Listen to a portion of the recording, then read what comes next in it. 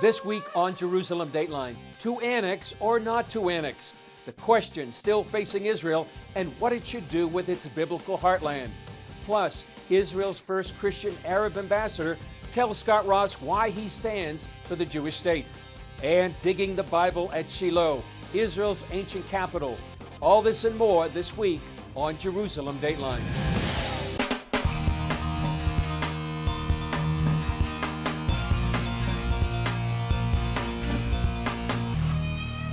Hello and welcome to this edition of Jerusalem Dateline. I'm Chris Mitchell. After days of high-level meetings, the White House is still undecided over whether or not to back Israel's annexation of parts of biblical Judea and Samaria, known as the West Bank. As CBN Middle East correspondent Julie Stahl reports, the stakes for Israel and the Middle East are high. After his White House meetings, U.S. Ambassador to Israel David Friedman will continue discussions back in Israel. He will work on the maps to define the area for annexation as laid out in President Trump's peace plan. But many Israelis say the word annexation is a misnomer. It's not an annexation, it's applying the Israel law over this area. Meir Deutsch of the Israeli settler organization Regavim says they need to know what declaring sovereignty over 30% of Judea and Samaria means for a future Palestinian state that could be located on the other 70% of the area.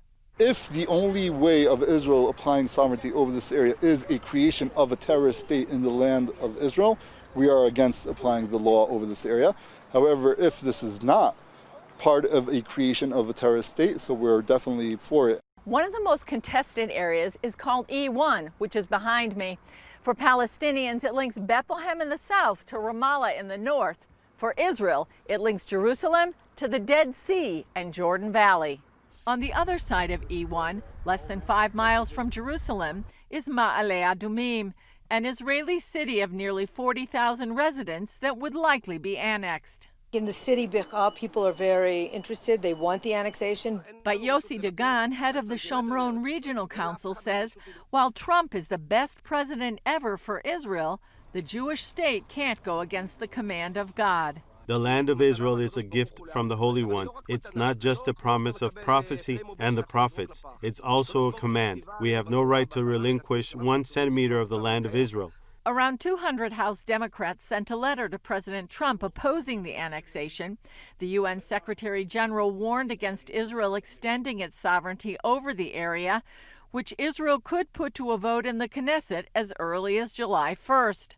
If implemented, annexation would constitute a most serious violation of international law, grievously harm the prospect of a two-state solution, and undercut the possibilities of a renewal of negotiations. But many Christian supporters of Israel also believe the plan should go forward, with one saying it's not annexation, it's Israel's land. I don't know anything about an annexation plan being drawn up. I know about a sovereignty plan. This is the Bible land, and that the Bible is not illegal. Julie Stahl, CBN News, Ma'ale Adumim. One voice in the debate over sovereignty here in Israel is Caroline Glick, the author of The Israeli Solution, a one-state plan for peace in the Middle East. I talked with Glick about why she believes this is the time for Israel to assert its historical and biblical claim to Judea and Samaria. Caroline, thanks for joining us on CBN News about this very important topic. First of all, you're in favor of sovereignty, declaring sovereignty over 30% of the Judea and Samaria. Why are you in support of this? Well, just to be clear, I'm for applying Israel's sovereign rights over all of Judea and Samaria, but I will take 3%. I think it's very, very important for a number of reasons. The most important of which is that it makes clear that we're not going to be making ourselves vulnerable to national destruction by surrendering our control over our eastern frontier with Jordan and really with the entire Islamic world in the Jordan Valley, and that our Israeli communities in Judea and Samaria are permanent communities. 500,000 Israelis today live in these communities. They've been delegitimized and slandered as some sort of parallel to terrorism, as some sort of moral equivalent to terrorism and murder, which is ridiculous and morally inexcusable comment or castigation of the homes and cities and towns of Israeli Jews. So I think that the plan that President Trump proposes at least rights that wrong. And we need to do it in conjunction with the United States because these communities and because Israel's national rights and legal rights to Judea and Samaria, which are incontrovertible under international law. I mean, the sovereign rights to these areas was given to Israel to develop a Jewish national home by the League of Nations in 1922. There are leaders in Judea and Samaria that are concerned that the Trump administration, this Peace to Prosperity plan, also leads to a possible Palestinian state. How do you address those concerns?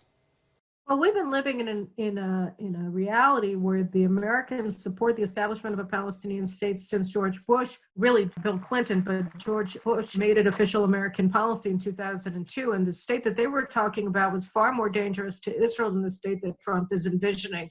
The conditions Trump places on the Palestinians, even just to open negotiations, they have to stop funding terrorism, something that they refuse to do. Ever. And then they have to destroy Hamas and dismantle terrorist organizations, demilitarize, and of course, accept Israel's right to exist as a Jewish state, accept Israeli sovereignty in Jerusalem. So I think that given the conditions that the Trump administration has placed on it, this is not something that should be blocking us from doing what we need to do as a nation going forward, which is to apply our sovereign rights to areas of Judea and Samaria. Also, the focus right now over this debate over sovereignty has shifted to Washington, D.C. and to the White House. Are there any concerns you have about what's happening there in Washington? We have a lot of concerns because, we've seen that the enthusiasm in the Trump administration for its own peace plan has waned over the past several months. I mean, Trump presented this plan in January, and we had another hung election essentially in early March. And in the meantime, everything got overtaken by the coronavirus, by COVID-19, that cast everything by the wayside for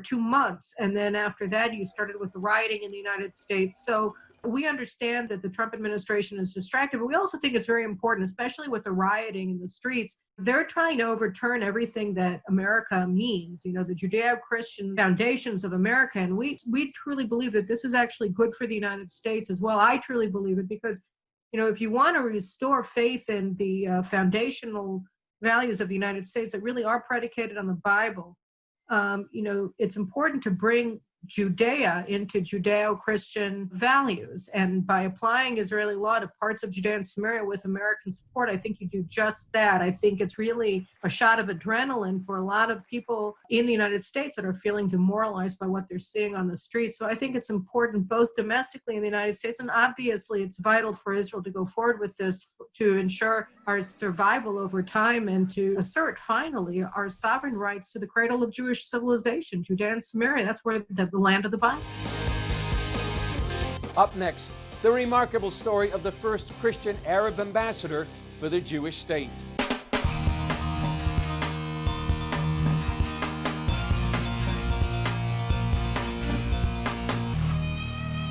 With anti-Semitism on the rise, imagine a Christian Arab diplomat serving the Jewish state posted in a Shiite Muslim country that has an open border with Iran. That's the remarkable story of Israel's first ever Christian Arab ambassador. CBN's Scott Ross spoke with him before the coronavirus outbreak, ahead of his first posting. Meet George Deek. Born in Jaffa, or in Hebrew, Yaffo, Deek is Israel's first Christian Arab ambassador. You can actually see both Jaffa and Tel Aviv here. Right. Jaffa is the oldest port city in the world that still exists.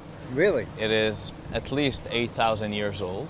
And the funny thing is, Tel Aviv is less than 100 years old, and we're called a suburb of Tel Aviv Jaffa. Well, I think it should be Jaffa Tel Aviv. I mean, they're big in size, but we're big in history. A lawyer by profession, Deek grew up in the Orthodox Christian community in Jaffa. So I love this contrast of the old and new, of modern and ancient, conservative, small town, to this hyper-innovative new city that is revolutionizing the world in many ways. I spoke with Deek ahead of his first posting in Azerbaijan, a Shiite Muslim majority nation. Why would a Christian Arab choose to be an ambassador for the Jewish state? I've dedicated more than a decade now for advocating for the case of the State of Israel, and I'm very passionate about this. It is an important cause that I truly believe in. How did you arrive at that as an Arab to embrace Jewish values, the Jewish state, Jewish people? I grew up a block away from where we're sitting right now, and in our building there were 4 apartments. So on the first floor it was us, an Arab Christian family. Across from us was an Arab Muslim family. Above them lived a religious Jewish couple, and on the other side above us lived a Catholic priest who was originally born Jewish, saved by a monastery during the Holocaust in Poland, became a priest on the one condition that he would be sent to serve as a priest in the land of his forefathers in Israel. That environment for me symbolizes the essence of the diversity that makes this country what it is. It is where Jews and Christians and Muslims can live their faith without fear, where Arab doctors treat Jewish patients in hospitals in Tel Aviv, and Jewish doctors treat Arab patients from Syria up north. Deek said supporting a democratic Israel also helps ensure a Christian future in the Middle East. Israel is just as important to me as an Arab, as a Christian, than it is for any Jewish citizen of the country. Because I believe that a Middle East with no room for a Jewish state is a Middle East that has no room for anyone who is different. But your view is in the minority, isn't it? It's not so much a minority view, because people might feel it, but they don't always have the way to articulate it. But at the same time, what I do, representing the State of Israel, is not always warmly received by everyone. Some people like it, and some people don't like it. Free, free Palestine! Free, free Palestine! Several years ago, as Deek was speaking at the University of California, students calling themselves Students for Justice in Palestine interrupted his talk and tried to prevent him from continuing. How do you view the boycott, divestment, and sanctions movement against Israel? You know, Israel has faced many adversaries since its existence. And today we see a new way of trying to put Israel in a crisis. And they're trying to put Israel, this time, in a moral crisis by trying to bring good and well-meaning people into questioning the right of Israel to exist. The reasons change, but the hate stays the same. There's a commandment from the New Testament. Love your enemies. How do you do that? It's not an easy commandment. It's probably the toughest one to handle for me as a Christian. But I'll tell you one thing. In the Middle East, and in Israel in particular, we don't have the luxury of being a pessimist. Because only by keeping hope alive, then we can aspire that hope will keep us alive. You know, a lot of people think that our stories, the Jewish story and the Arab story, are irreconcilable, that one comes on the expense of the other, that we cannot live together. I completely disagree. Deek's grandparents fled the fighting in Israel's War of Independence in 1948, yet, against the odds, they returned. And what is it that binds the Jewish story and my family and my community story together? It is the fact that we both endured a great suffering, and yet we chose responsibility, not victimhood. We both went through terrible tragedies, and we chose self-help, not self-pity, life, not death. It is the story of hope. And if they could do it back then, there's no reason we cannot do it today. Are you assured that what you believe is going to secure the future for your children? It is basically a fact that Israel is the only place in the Middle East where people of all faiths can live without fear. It is the only place that shows a model how a country can allow you the possibility to be true to who you are and at the same time be a blessing to others regardless of who they are. But it is a fact that here it is the only place that still we have that light, we have the truth, we have that wisdom. Hopefully when I will have children, they will grow up in this country to be proud of who they are and to help others and to be a blessing to their country and to their fellow citizens, regardless of who those people are. Scott Ross for CBN, Tel Aviv, Yaffo, Israel. Coming up, digging the Bible at Shiloh, Israel's ancient capital.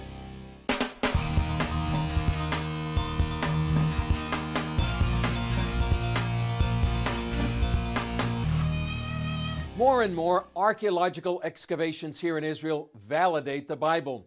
That's true in Shiloh, where the Bible says the tabernacle of the Lord stood for more than 300 years. You're looking at the heart of biblical Israel, along the route known as the Way of the Patriarchs.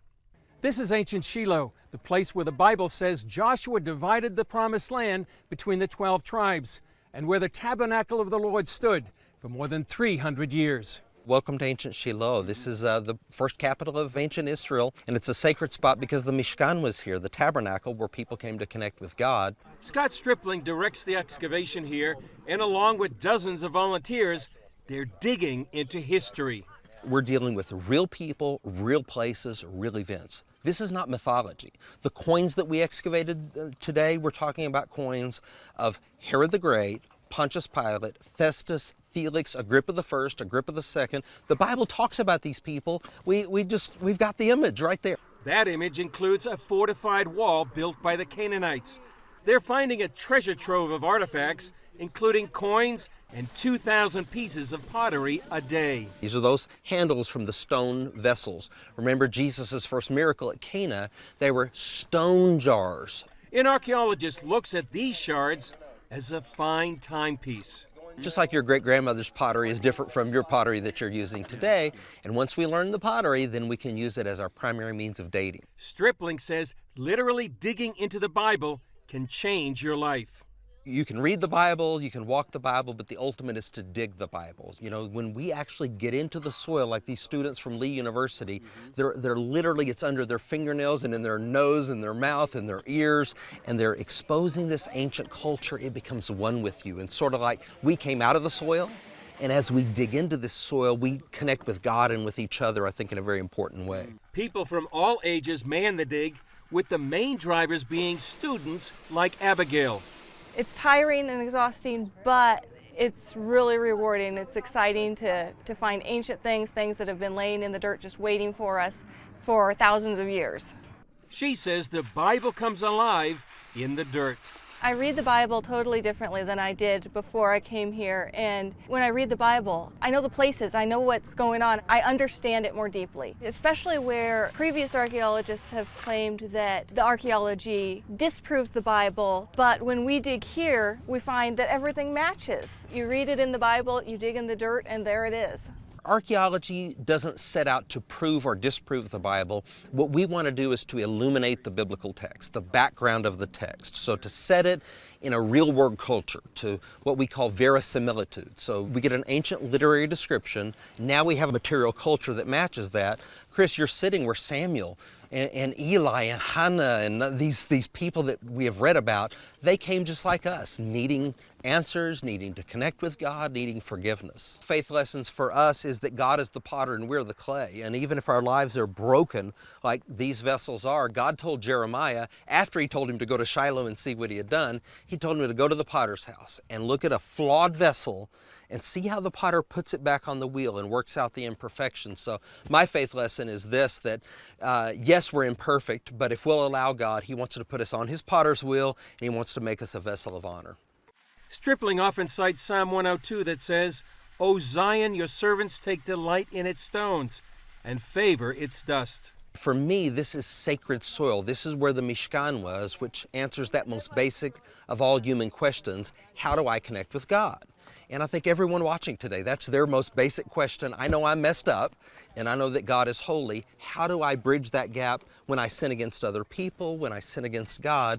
And ultimately, Chris, if the Bible is true, then the God of the Bible has a moral claim on our lives. And as we establish the veracity of the biblical text, I hope that everyone watching will just think about that God loves us and he has a moral claim on our lives. Chris Mitchell, CBN News, Shiloh, Biblical Samaria. Up next, follow us in and around Jerusalem on our Facebook Lives.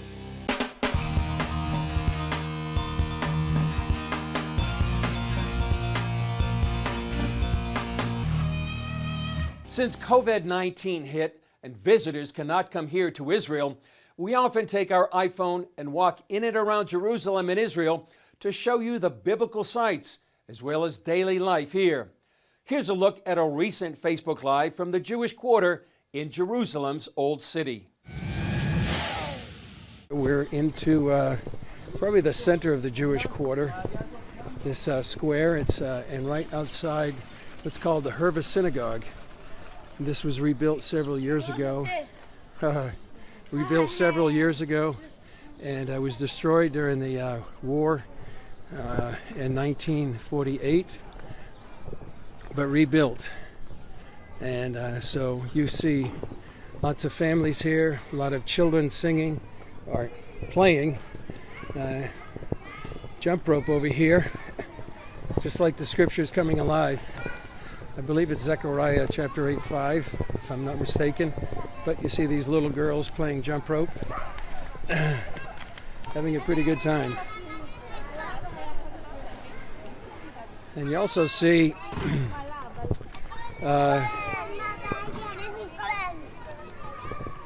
what's right here to my left is the menorah that has been built by the Temple Institute to go back into the third temple. And I'll read you the inscription here. It says, was recreated for the first time since the destruction of the second temple, according to the research conducted by the Temple Institute. Well, that's all for this edition. Thanks for joining us. Remember, you can follow us on Facebook, Twitter, Instagram, and YouTube. I'm Chris Mitchell. We'll see you next time.